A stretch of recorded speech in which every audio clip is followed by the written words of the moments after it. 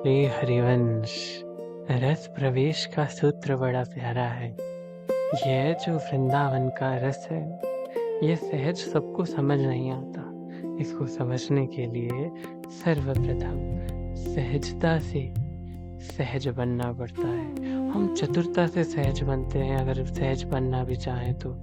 कभी सहजता से सहज बन के देखो, चतुरता को किसी कोने में जाके ठोकर मार दो, क्योंकि जब तक बुद्धि में चतुरता है वो आपको सहज बनने ही नहीं देगी।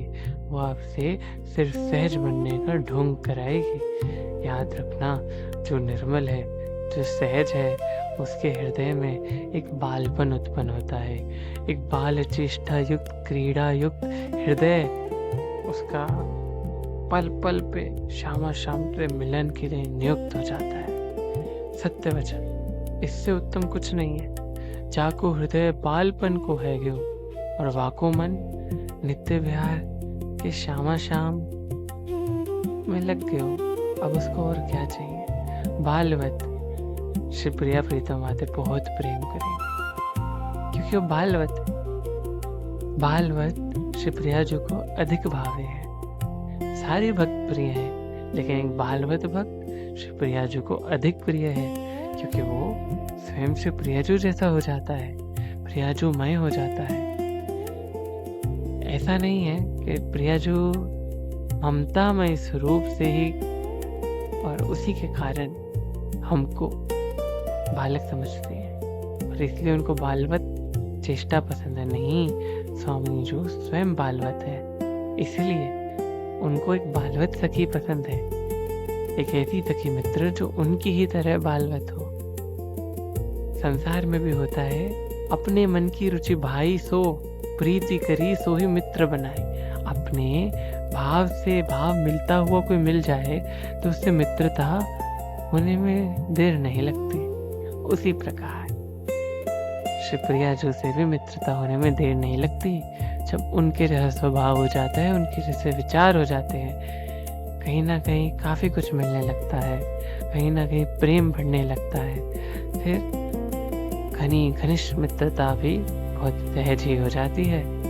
कि बालक कैसे मित्र बन जाते हैं अचानक, खेलते खेलते, संग रहते रहते, है ना। ऐसे ही उनमें कोई छल नहीं होता, उनमें कोई कपट नहीं होता।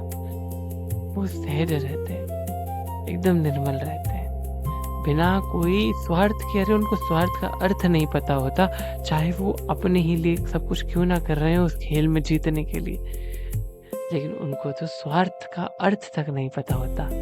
वो स्वार्थ और निस्वार्थ दोनों से परे किसी तत्व रूपी नाव में सवार है।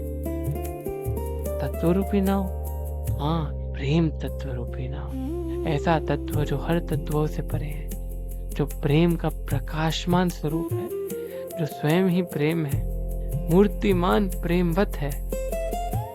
जी हाँ, जो स्वार्थ और निस्वार्थ की सीमाओं से परे जाता है, जो आदेश और आज्ञा और उसके विपरीत विकल स्वभाव, विरोधी स्वभाव से भी परे जाता है, जो हर रूप से विचित्र है, जो हर कोर से अनादि है, जो आदि अनंत है।